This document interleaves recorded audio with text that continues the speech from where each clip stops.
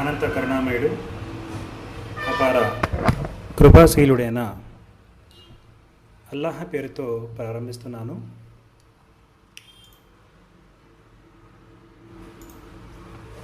అల్లాహ్కి కృతజ్ఞతలు. మరొక జుమ్మా కలుసుకునే అవకాశాన్ని ఇచ్చినందుకు. మరి ఈ సందర్భంగా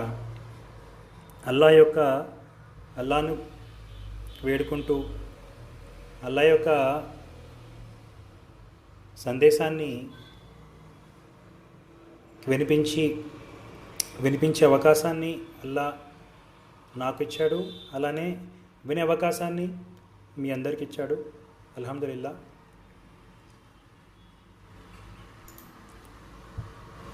అయితే ప్రతి జుమాలో ఒక విశ్వాసి యొక్క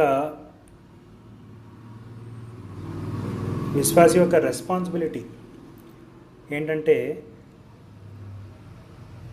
ఏవైతే అల్లా యొక్క విషయాలు చెప్పబడుతున్నాయో ఆ విషయాలు విని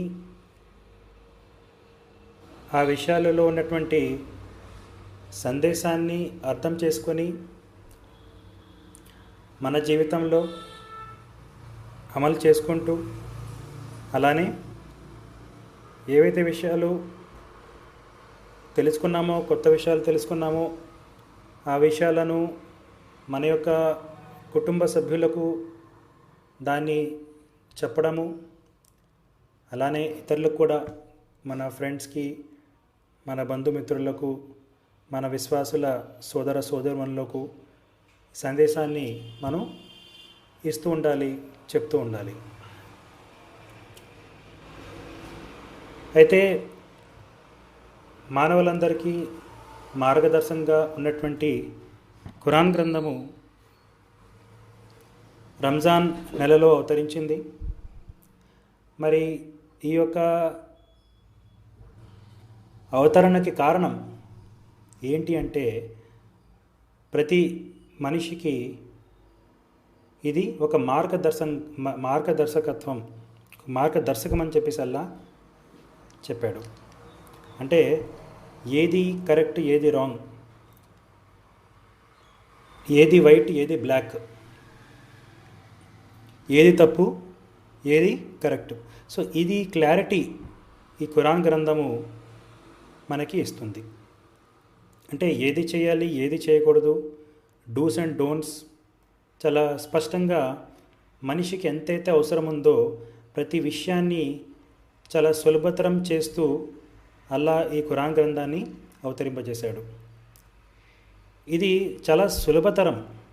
4 సార్లు అల్లా ఖురాన్లో చెప్తాడు ఏమని, మేము చాలా సులభతరం చేశాము, చాలా ఈజీ చేశాము, ఎవరైనా ఉన్నారా నేర్చుకోవటానికి అని అల్లా ప్రతి ఒక్కరిని ప్రశ్నిస్తున్నాడు.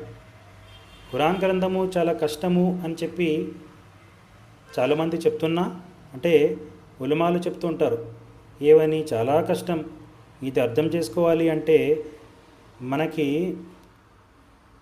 చాలా చాలా కష్టము, మనం ముందు నుంచి దీన్ని చిన్నప్పటి నుంచి పారాయణం చేయాలి, దీని ఒక కోర్స్ చేయాలి, చేసిన తర్వాతే మనకి ఇది అర్థమవుతుంది, ముఫ్తీల దగ్గర నేర్చుకోవాలి, ఉలమా దగ్గర నేర్చుకోవాలి, వాళ్ళకైతే అర్థమవుతుంది, మనకైతే అర్థం కాదు అని చెప్పేసి చెప్తూ ఉంటారు. కానీ దానికి భిన్నంగా అల్లా ఖురాన్లో చెప్పేదేనంటే, మేము చాలా సులభతరం చేశాము, చాలా ఈజీ చేశాము, మరి ఎవరైనా ఉన్నారా నేర్చుకోవడానికి, నేను నేర్పిస్తాను, ఖురాన్ నేను నేర్పిస్తాను అని చెప్పి అల్లా చెప్పాడు. అంటే ముఫ్తీలు, ఉలమాలు తప్ప ఒక సాధారణ వ్యక్తి అర్థం చేసుకోవాలంటే చాలా కష్టము అని చెప్పేసి చెప్తున్నారు. కేవలం ఖురానే కాదు, ఇతర గ్రంథాలు కూడా చదవాలంటే పండితులు, పాస్టర్లు మాత్రమే చెప్పాలి, మనకు అర్థం కాదు, ఒక సాధారణ వ్యక్తికి అర్థం కాదు అని చెప్పేసి చెప్తున్నారు.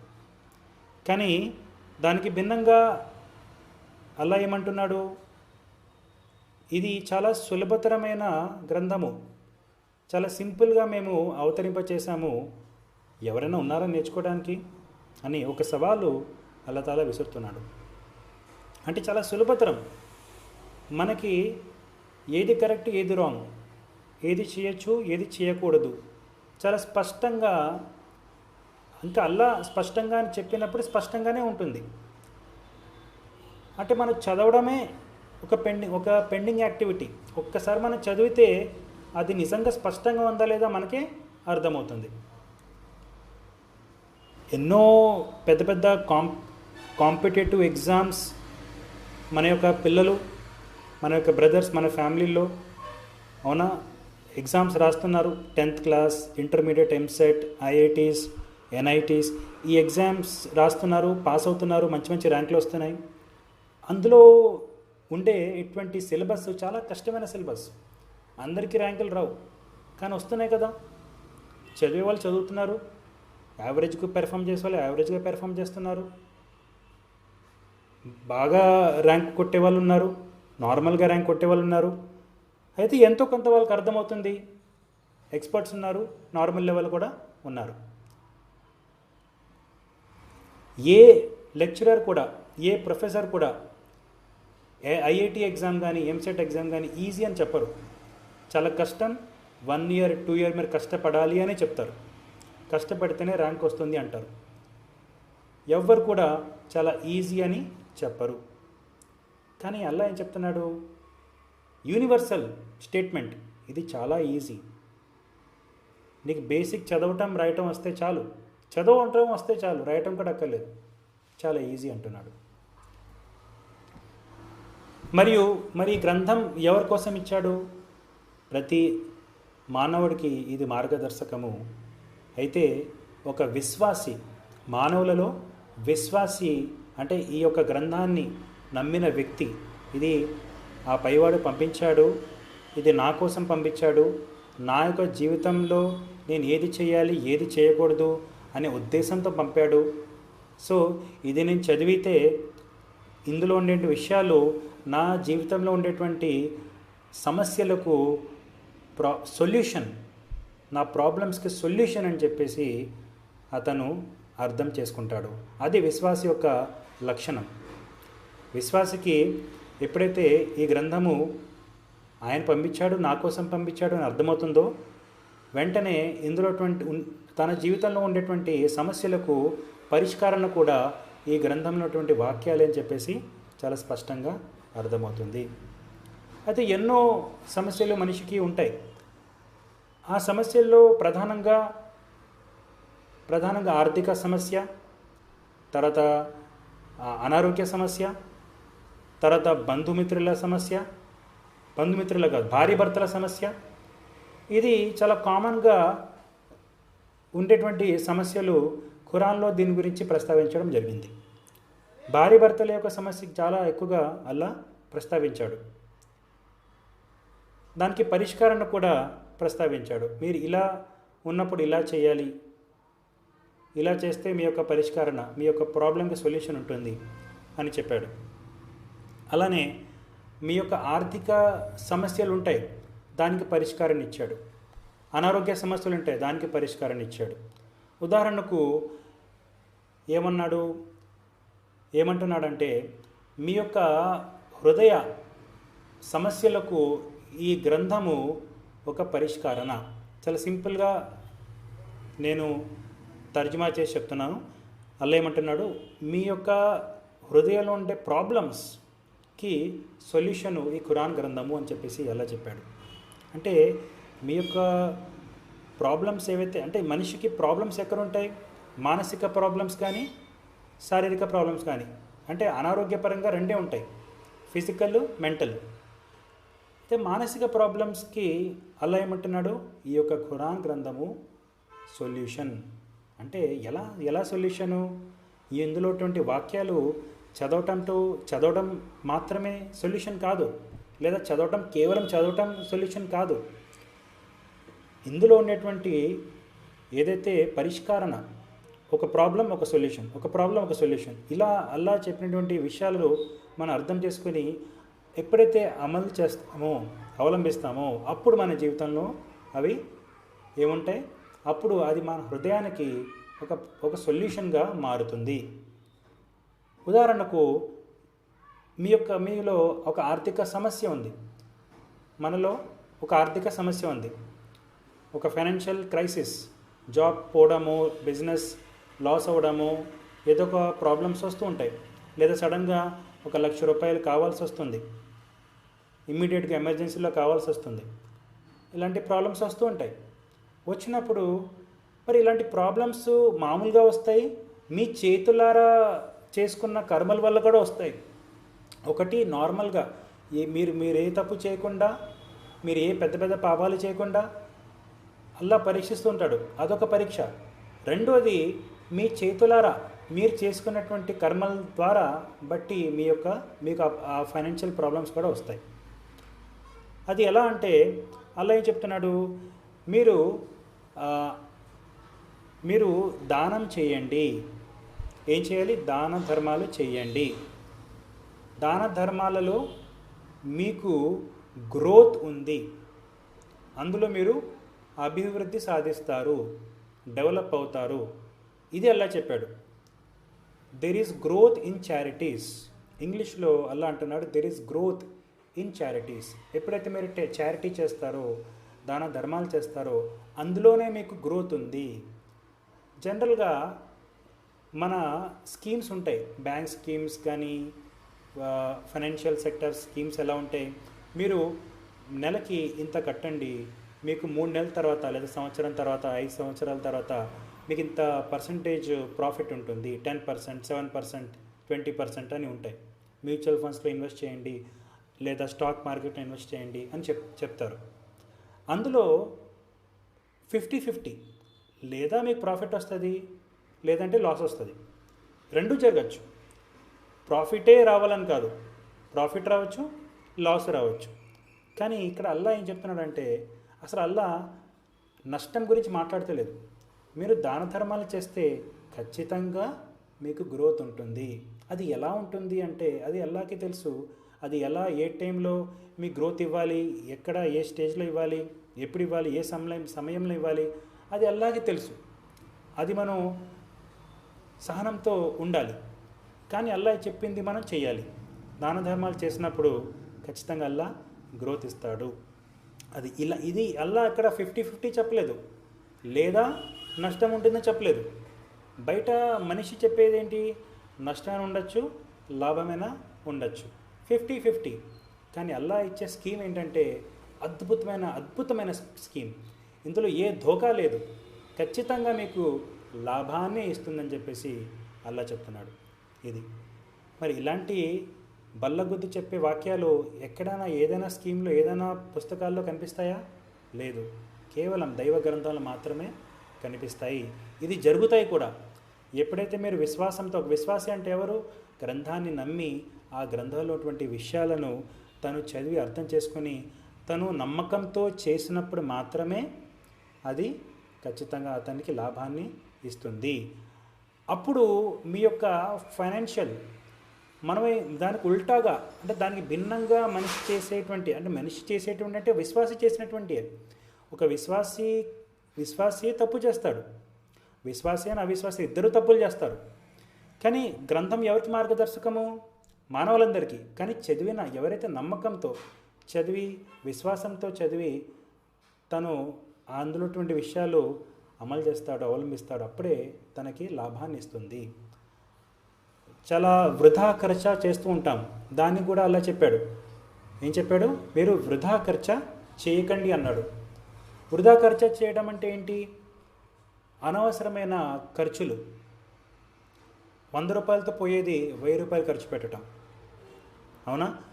సో రోజు ఇంట్లో నాకు మా భార్య వంట నచ్చట్లేదు, నేను రోజు బిర్యానీ తింటాను అని చెప్పేసి రోజు బిర్యానీ తెచ్చుకుంటే అది మీకే నష్టం, వృధా ఖర్చు.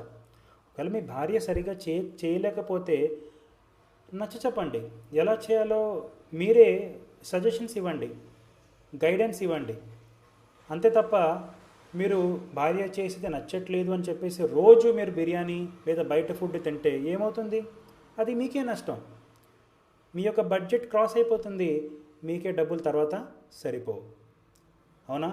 అలానే మాటికి నేను ప్రతి నెల ఒక ట్రిప్కి వెళ్ళిపోవాలి, ప్రతి నెల నేను ఎక్కడికో వెళ్ళిపోవాలి, ఫ్యామిలీతో కానీ లేదా ఇండివిజువల్గా కానీ నేను బయటికి వెళ్ళి తిరగాలి, నేను నెలంతా చాలా కష్టపడ్డాను కాబట్టి ఒక 10,000 ఒక 5,000 నేను డిజర్వ్ చేస్తాను, నాకు రివార్డ్ కావాలి అని చెప్పి వృధా ఖర్చు కూడా చేయకూడదు. అంటే ట్రిప్పులకి వెళ్ళొచ్చా అంటే వెళ్ళొచ్చు, దానికి ఒక సమయం ఉంటుంది. అది మీరు 6 మంత్స్కి ఒకసారి కానీ ఇయర్లో ఒకసారి కానీ చిన్న చిన్న ట్రిప్స్, మీరు కావాలంటే పార్క్ వెళ్ళండి, పార్క్ వెళ్ళినా మీకు చాలా సంతోషంగా ఉంటుంది, హాయిగా ఉంటుంది. సో ఇలా మీరు మీ యొక్క స్తోమత బట్టి నేను ఇది నిజంగా ఈ పని చేస్తే వృధా ఖర్చు అవుతుందా లేదంటే కాదా, అది మీకే బాగా తెలుసు, మీకు బాగా తెలుసు, అల్లాకి బాగా తెలుసు, మీకు అల్లాకి మధ్యలో అది ఉంది, ఇది అర్థం చేసుకోవాలి. సో ఇలా ఫైనాన్షియల్గా మీరు ఎలా మెయింటైన్ చేయాలి, ఎలా ఉండాలి, మీరు చారిటీ చేయాలి, అలానే మీరు వృధా ఖర్చు చేయకూడదు, అలానే మీరు ఇంత పర్సంటేజ్ తీయాలి, తర్వాత మీరు పేదవాళ్ళకు సాయం చేయాలి, అన్నం పెట్టాలి, లేదంటే డబ్బులు ఇవ్వాలి, మీ కుటుంబంలో ఎవరైనా పేదవాళ్ళు ఉంటే వాళ్ళకి ఇవ్వాలి, వాళ్ళే మొట్టమొదటి హక్కుదారులు, తర్వాత బయట వాళ్ళు. సో ఇలా ఎన్నో కేటగిరీస్ అల్లా ఖురాన్లో చెప్పడం జరిగింది. సో అవన్నీ మనం చేసుకుంటూ ఉండాలి. అవన్నీ మనం చేస్తున్నప్పుడే మనకి ఫైనాన్షియల్గా ఏమవుతుంది, ఒక పీస్, మనశ్శాంతి కలుగుతుంది. అవన్నీ అల్లా ఏదైతే చెప్పాడో అవన్నీ చేయకుండా దాన్ని భిన్నంగా చేసామనుకోండి, అంతే వృధా ఖర్చు చేయడము, దాన ధర్మాలు చేయకపోవడము, తర్వాత పేదవాళ్ళని పట్టించుకోకపోవడము, తర్వాత మీ యొక్క కుటుంబంలో ఎవరైనా ఉంటే వాళ్ళకి హెల్ప్ చేయకపోవడం, ఏది చేయకుండా మీరు అంత భిన్నంగా చేసి తర్వాత మీ మనసులో ఎంతో టెన్షన్తో మీరు ఉండిపోతారు. అవునా, డబ్బులు లేక ఆర్థిక సమస్యలు వచ్చేసి ఆ టైంలో బ్యాలెన్స్ చేయలేక, మెయింటైన్ చేయలేక ఏమవుతారు, చాలా టెన్షన్లో వచ్చేస్తారు, గుండెపోటు కూడా రావచ్చు. అవునా. సో అదే అంటున్నాడు అల్లా, ఏమంటున్నాడు, ఈ ఖురాను మీ యొక్క హృదయ సమస్యలకు పరిష్కారము. అంటే ఈ ఖురాన్లో అటువంటి కమాండ్స్ మీరు ఫాలో అయితే ఆటోమేటిక్గా మీకు ప్రాబ్లమ్స్, మీకు మానసిక జబ్బులు రావు, మీకు టెన్షన్, యాంగ్జైటీ, ఫియర్ ఇవన్నీ ఆటోమేటిక్గా వస్తాయి. ఇవన్నీ లేకుండా మనిషి ఉండలేడు, వస్తాయి, కానీ కంట్రోల్లో ఉంటాయి. ఏముంటాయండి, కంట్రోల్లో ఉంటాయి. సో ఈ కంట్రోల్లో ఉండాలి అంటే మీరు ఎలా చెప్పింది చేయాలి. ఇది ఒక ఉదాహరణ మీకు ఇచ్చాను, ఒక ఆర్థికంగా ఎలా మెయింటైన్ చేయాలి అల్లా ఖురాన్లో ఎలాగైతే గైడ్ చేశాడో, అలా భార్య భర్తల మధ్య ఏవైతే సమస్యలు ఉంటాయో వాటికి కూడా పరిష్కారం ఇచ్చాడు, అది మీరు చేయాలి. ఫర్ ఎగ్జాంపుల్ అల్లా ఏమంటున్నాడు, మీరు 3 సమయాలలో లేదా 3 గడియలలో మీ యొక్క పిల్లలను మీ అనుమతి లేకుండా గదిలోకి రానివ్వకండి అని చెప్పేసి ఒకటి చోట అల్లా తాలా చెప్తాడు. అంటే మీ భార్యతో మీరు ఉన్నప్పుడు మీ యొక్క అనుమతి లేకుండా లోపల రానివ్వకండి అంటాడు. అది 3 సమయాల్లో. ఒక సమయం ఏంటి, ఫజర్ టైంలో. రెండోది ఏంటి, మధ్యాహ్నం మీరు విశ్రాంతి తీసుకునే టైంలో. మూడోది ఇషా నమాజ్ తర్వాత రాత్రిపూట. ఈ 3 సమయాల్లో మీ యొక్క పిల్లలు మీ అనుమతి తీసుకొని గదిలోకి రావాలి అంటాడు. ఇది మీరు మెయింటైన్ చేయాలి, మీ పిల్లలకి చెప్పాలి, చెప్పాలి. పిల్లలకి ఏంటంటే వాళ్ళకి అంత జ్ఞానం ఉండదు, వాళ్ళు పరిగెట్టుకుంటూ వచ్చేస్తారు. అవునా కదా. సో ఇది ఒక పెద్ద ప్రాబ్లం. ఈ ప్రాబ్లం అరికట్టాలి అంటే ఈ ప్రాబ్లం ఇది ఏంటి, ఇంట్లో జరిగే ప్రాబ్లం. ఈ ప్రాబ్లం పరిష్కారం చాలా సింపుల్. అంటే ఇలాంటి ప్రాబ్లమ్స్కి కూడా అల్లా పరిష్కారాన్ని ఇచ్చాడు. అల్లా దోమ లాంటి ఎగ్జాంపుల్ కూడా ఖురాన్లో ఇచ్చాడు. ఇలాంటి చిన్న చిన్న ఇంట్లో జరిగే ప్రాబ్లమ్స్ కూడా అల్లా తాలా పరిష్కారాన్ని ఇచ్చాడు. అల్లాకి తెలుసు ఇది ఒక ప్రాబ్లం కాబట్టి అల్లా చెప్పాడు.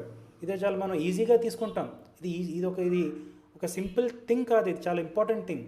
ఇది ఒక ఎటికేట్స్, ఒక డిసిప్లిన్ మనం పిల్లలకి ఇవ్వాలి, చిన్నప్పటి నుంచే ఇవ్వాలి. అది ప్రైవసీ మెయింటైన్ అవ్వాలి. అది పిల్లలకి మీరు ఎంత లిమిట్లో ఉండాలో పిల్లలకి గైడ్ చేయాలి. అలానే ఒకవేళ భార్య మీ మాట వినట్లేదు, దానికల్లా తల 3 కేటగిరీస్లో సొల్యూషన్ ఇచ్చాడు. చెప్పండి, తర్వాత ఒకవేళ వినకపోతే మీ ఆమెతో పడుకోకండి, తర్వాత ఒకవేళ అది కూడా దూరంగా ఉండండి, అది 2వ స్టేజ్. అది కూడా చేసిన తర్వాత కూడా ఆమె మీ యొక్క మాట వినకపోవడము, విధేయత చూపించకపోవడం ఇలాంటివి ఉంటే మళ్ళీ అవసరమైతే కొట్టండి అన్నాడు. అంటే కొట్టండి అంటే ఏంటి? కొట్టండి అంటే అలా దానికో హదీసులు ఉన్నాయి. ఎంత అయితే మనం మామూలుగా చేతితో ఇలా అంటామో ఒక జర్క్ ఆమె స్టేబుల్ అవ్వడానికి చిన్న జర్క్, అంతే అంతే తప్ప కొట్టేయమని చెప్పి అలా కొట్టడం కాదు, బెల్ట్ తీసుకొని కొట్టడం కాదు, కర్ర తీసుకొని కొట్టడం కాదు. అది మీ భార్య అంటే మీ యొక్క సోల్మేట్. మీ సోల్మేట్ని ఎలా చూసుకోవాలి? చాలా ప్రాణంగా చూసుకోవాలి. సో దానికి ఒక పద్ధతి ఉంటుంది, దానికి ప్రాసెస్ ఉంటుంది. ఆ ప్రాసెస్ మీరు ఫాలో అవ్వాలి. సో ఇలా భర్తల మధ్య సంబంధాలు ఎలా ఉండాలి, ఇలా ఉంటే మీ యొక్క ప్రాబ్లమ్స్కి పరిష్కారణ. అలానే ఫైనాన్షియల్గా, అలానే ఎన్నో సామాజిక ప్రాబ్లమ్స్ ఉంటాయి, దానికి పరిష్కారణ. అలా ఎన్నో విషయాలకు అల్లాహ్ తఆలా ఖురాన్లో పరిష్కారం ఇచ్చాడు. ఇవన్నీ చేసినప్పుడు, ఇవన్నీ ఫాలో అయినప్పుడు మనకి మనశ్శాంతి కలుగుతుంది. అప్పుడు అల్లాహ్ చెప్పినట్టు వాక్యము, మీ హృదయాల సమస్యలకు ఖురాను మార్గదర్శకం అని చెప్పేసి అది రుజువు అవుతుంది. అలానే ఖురాన్ గ్రంథంలో అనేక హదీసులు ఉన్నాయి. ఉదాహరణకు యూసుఫ్ అలైహిస్సలాం హదీసు, మూసా అలైహిస్సలాం హదీసు, ఇబ్రాహీం అలైహిస్సలాం హదీసు, ఆదం అలైహిస్సలాం హదీసు, సులైమాన్ అలైహిస్సలాం, దావూద్ అలైహిస్సలాం, నూహ్ అలైహిస్సలాం, లూత్ అలైహిస్సలాం, యహ్యా అలైహిస్సలాం, జకరియా అలైహిస్సలాం, ఈసా అలైహిస్సలాం, ఇలా ఎంతో ఒక 18 ప్రవక్తల యొక్క ఖురాన్లో హదీసులు మనకి కనిపిస్తాయి. వాళ్ళ యొక్క జీవితంలో కొన్ని విషయాలు అల్లాహ్ తఆలా ఖురాన్లో ప్రస్తావించాడు. అది మనం చదివి అందులో ఉండేటువంటి ఏవైతే లెసన్స్ ఉన్నాయో ఆ లెసన్స్ని అర్థం చేసుకునే ప్రయత్నం చేయాలి. మీలో ఈ ఈ యొక్క గాథల్లో, ఈ యొక్క స్టోరీస్లో మీకు గుణపాఠం ఉందని చెప్పేసి అల్లాహ్ సూరా యూసుఫ్లో చివరిలో చెప్తాడు. ఓకే, అలా అది సూరా యూసుఫే కాదు, ప్రతి అధ్యాయంలో ప్రతి ప్రవక్తల యొక్క జీవితంలో జరిగేటువంటి చిన్న చిన్న సంఘటనలు అల్లాహ్ మన కోసం ప్రస్తావించాడు. ఏదో ఆషామాషిగా ఏదో మీరు ఎంజాయ్ చేయాలి, ఏదో మీరు కథలు చెప్పుకోవాలి అని కాదు. అది చదివి అందులోటువంటి విషయాలను మన జీవితంలో ఎలా అప్లై చేయాలి, మన జీవితంలో ఒకవేళ అలాంటి సమస్యలు ఉంటే మరి దానికి పరిష్కరణ ప్రవక్తలకి ఎలా ఇచ్చాడు అల్లా, వాళ్ళు ఎలా పరిష్కరించుకున్నారు, మనం కూడా అలాగే పరిష్కరించుకోవాలి. మూసా అలైహిస్సలాము ఆయన చేత ఒక మర్డర్ అయిపోతుంది. మర్డర్ అయిపోయిన తర్వాత ఆయన వెంటనే అల్లాహకి క్షమాపణ అడిగి ఇది శైతాన్ వల్ల జరిగిందని చెప్పేసి అల్లా వెంటనే ఆయన క్షమించమని అడిగి అక్కడి నుంచి పారిపోయి మద్యాన్ అనే ప్రాంతానికి వచ్చేస్తారు. వచ్చేసిన తర్వాత అక్కడ మనం ఆ యొక్క సంఘటన చదివినట్లయితే అందులో ఎన్నో హిక్మతులు, ఎన్నో లెసన్స్ మనకి ఉన్నాయి. ఆయన నా దగ్గర ఏమీ లేదు, నేను పేదవాడిని అయిపోయాను, ఏదో ఒక మార్గాన్ని చూపించు అల్లా అని చెప్పేసి ఆయన ప్రార్థిస్తారు. అలా ప్రార్థించిన వెంటనే జస్ట్ కొన్ని నిమిషాల తర్వాత ఇద్దరు స్త్రీలు రావటం జరుగుతుంది, వాళ్ళ ఇంటికి వెళ్ళటం జరుగుతుంది, వాళ్ళ నాన్నతో మాట్లాడడం జరుగుతుంది, ఆ ఒక స్త్రీతో వివాహం జరగడం జరుగుతుంది. తర్వాత అక్కడి నుంచి ఆయన ఒక 10 years 8 years అక్కడే ఆ ఇంట్లోనే ఉండడం జరుగుతుంది. అన్ని ఏర్పాట్లు అల్లాహ్ తఆలా చిన్న దువాతో అల్లా చేశాడు. అంటే మనకి ఇలాంటి ప్రాబ్లమ్స్ వచ్చినప్పుడు మనం దువా చేయాలి. ప్రవక్త యొక్క సున్నత్, మూసా అలైహిస్సలాం యొక్క సున్నత్ ఇది. ఆ యొక్క సున్నత్ అల్లా అక్కడ ప్రస్తావించాడు. ఆ సున్నత్ని మనం పాటించాలి, అవునా? అలానే యూసుఫ్ అలైహిస్సలాం జీవితంలో తన సవతి తల్లితో జరిగేటువంటి ఒక దాన్ని అల్లాహ్ తఆలా ప్రస్తావించాడు. అలాంటి సమస్యలు కొన్ని కుటుంబాల్లో ఉండొచ్చు. దానికి యూసుఫ్ అలైహిస్సలాం దాన్ని ఎలా ఎదుర్కొన్నారు, మనం ఎలా ఎదుర్కోవాలి? అలా చెప్తాడు, ఆయన పవిత్రుడు, ఏ పాపము చేయలేదు, ఆయన్ని మేము ఎన్నుకున్నాము, ఆయన్ని మనం కాపాడుకున్నాము అని చెప్పేసి అల్లా ఆయన గురించి పొగుడుతాడు. సో అలా యూసుఫ్ అలైహిస్సలాం ఏ విధంగా అయితే ఆ యొక్క ప్రాబ్లం నుంచి బయటపడ్డారో అలా మన జీవితంలో అలాంటి ప్రాబ్లమ్స్ ఎదుర్కొన్నప్పుడు మనం కూడా అలాగే బయటపడాలి. ఆయన ఏ తప్పు చేయలేదు, మనం కూడా అలాంటి తప్పుకి దూరంగా ఉండాలి. అలానే ఎన్నో ఇంకా సులైమాన్ అలైహిస్సలాం ఏ విధంగా ఆయన ఒక రాజుగా ఉండి ఆయన డెసిషన్స్ తీసుకున్నారో, అలానే దావూద్ అలైహిస్సలాం ఏ విధంగా ఖలీఫా అల్లాహ్ తఆలా చేశాడో చెప్తాడు అల్లాహ్ తఆలా. నేను దావూద్ అలైహిస్సలాంని ఖలీఫాగా చేశాను అంటాడు. మనకి తెలిసిన ఖలీఫాలు ఎవరు అంటే మనం ఖలీఫాలు చెప్తాం. ఇలా హదీసుల్లో సీరత్లో ఇలా ఖలీఫాలు ఉన్నారని చెప్తాం. కానీ అల్లా చెప్పిన ఖలీఫా ఎవరు? మొట్టమొదటి ఖలీఫా ఎవరు ఖురాన్ పరంగా చెప్పండి? ఆదం అలైహిస్సలాం.